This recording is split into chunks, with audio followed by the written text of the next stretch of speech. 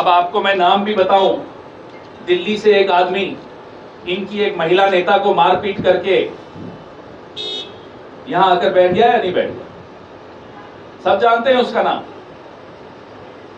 कहां कहां से किस किस राज्य से लाकर यहां लोग बैठाए जा रहे हैं, तो इसका जवाब देना पहले। ये बोलने से थोड़ा ही काम चल जाएगा कि इनके पास मुद्दा। हमारे पास बहुत मुद्दे हैं। पंजाब का एक एक व्यक्ति का, एक एक शख्स का मुद्दा हमारा मुद्दा है। किसान का मुद्दा हमारा मुद्दा है। व्यापारी का मुद्दा हमारा मुद्दा है। बेरोजगार नौजवान का मुद्दा हमारा मुद्दा है। लॉ एंड ऑर्डर का मुद्दा हमारा मुद्दा है। आज नशे की क्या हालत है, ड्रग्स की क्या हालत है, ये मुद्दा नहीं है क्या?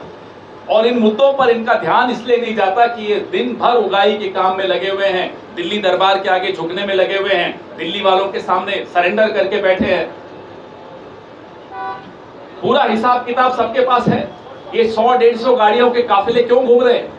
ये Z+ सिक्योरिटी किसके पैसे से मिल रही है केजरीवाल?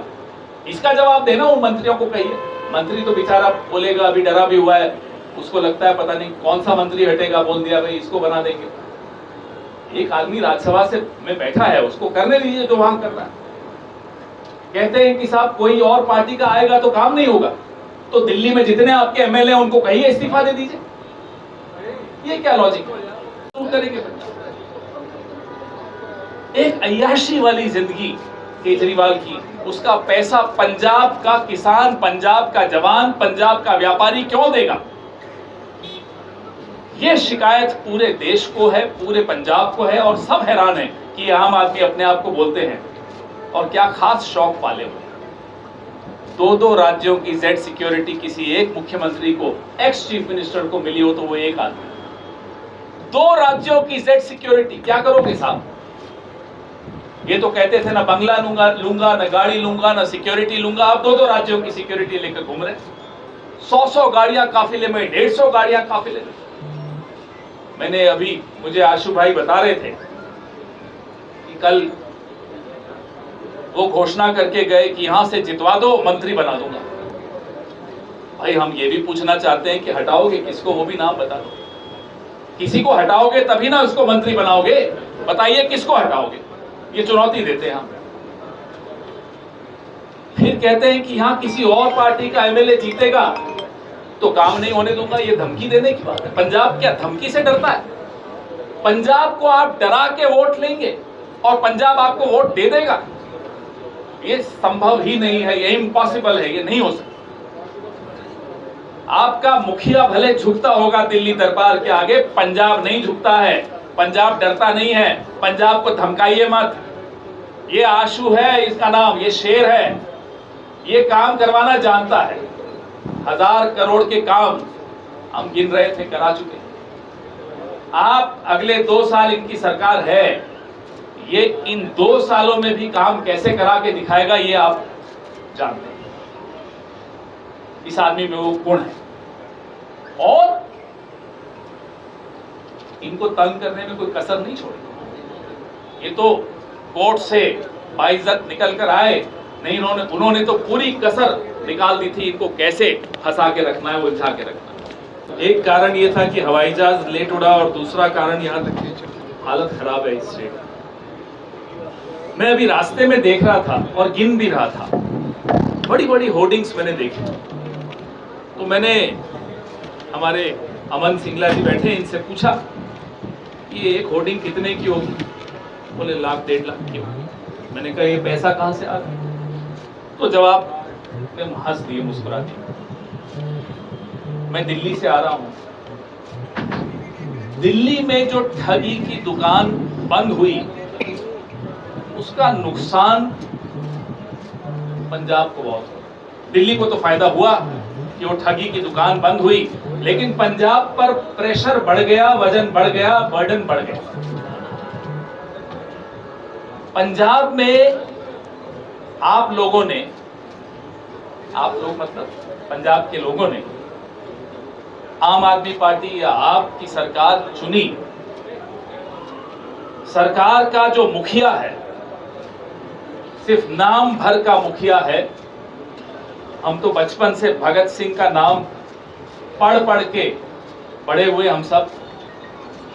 पगड़ी का रंग उन्होंने भगत सिंह जी वाला रखा, लेकिन पंजाब की इज्जत, पंजाब का सम्मान दिल्ली दरबार के आगे झुक झुक कर खत्म करने की साजिश। क्या आपको इसलिए चुना था कि आप हुकुम हुजूरी बजाएं दिल्ली की, दिल्ली दरबार की? पंजाब का पैसा केजरीवाल को हेलीकॉप्टर में घुमाने के लिए, हवाई जहाज में घुमाने के लिए, जेड सिक्योरिटी दिलवाने के लिए, क्या इसलिए था? पंजाब तो कर्ज के तले दब रहा है और वो साहब कभी गुजरात घूमने चले जाते हैं पंजाब के हवाई जहाज में, कभी कहीं और घूम रहे होते हैं। पैसा किसका है? पंजाब का पैसा। ये बात करते हैं कि वे नशा दूर करेंगे, आधा कैबिनेट इनका दिल्ली का नशे के व्यापार की वजह से जेल में था। पंजाब सूबे के लोग, पूरे देश के लोग जानते हैं कि पंजाब डरता नहीं है, आशू डरता नहीं है, डराओ मत। और मैं आपको ये वादा करके जा रहा हूं कि जो लुधियाना वेस्ट में आज होगा, अच्छे अच्छों का घमंड टूटेगा। देखिए, लोग थोड़ा बहुत झूठ बर्दाश्त कर लेते हैं अपने नेताओं से, धोखा बर्दाश्त नहीं करते। जो पंजाब के साथ हुआ वो धोखा है, और वो धोखा सुना है। दिल्ली से टीम आई हुई, उगाही करने वाली टीम, पंजाब से उगाही करती है, दूसरी टीम नोट गिनती है। चेयरमैन बाहर से ला के बनवाए जा रहे। पंजाब की इज्जत के साथ ये खिलवाड़ जो किया जा रहा है, दिल्ली वाले आकर जो कर रहे हैं, ये बर्दाश्त नहीं होगा। आशु जी के पास एक विजन है, चिंता है इनके मन में, और ऐसा शख्स जिसके पास एकदम स्पष्ट विजन है, वो लुधियाना वेस्ट के लोगों के लिए बहुत कुछ कर गुजरेगा। इसमें किसी को कोई शक, कोई शुबा नहीं होगा। जब 2022 में हम घूम रहे थे चुनाव में, वो एक नारा लगाता था, एक मौका एक मौका। मैं पूरा नारा नहीं बताऊंगा। और जहरीले नाक को कोई मौका देता है? कोई कहता है कि भाई जहर का एक मौका दे दो, एक बार जहर ले लो। जहर एक बार लो या दो बार लो, जहर जहर होती। और अब उस जहर को खत्म करने का समय आ गया है। उसका पहला कदम भाई आशु को जिताने का होगा। उसके बाद 27 के पहले फिर आएंगे और कदमों की पर भी चर्चा करेंगे। लेकिन अब पंजाब निजात चाहता है, अब पंजाब आजादी चाहता है इन लोगों से, और इन लोगों से आजादी लुधियाना वेस्ट के लोगों के वोट से ही मिलना शुरू होगी। पंजाब की जो हालत है, नौजवान की जो हालत है, किसान की हालत, व्यापारी की हालत, कोई चिंता नहीं इन लोगों। पिछले 3 सालों से लगता ही नहीं है कि पंजाब का कोई बड़ी वारिस है, कोई नहीं लगता। छोड़ दिया पंजाब को दिल्ली वालों के भरोसे।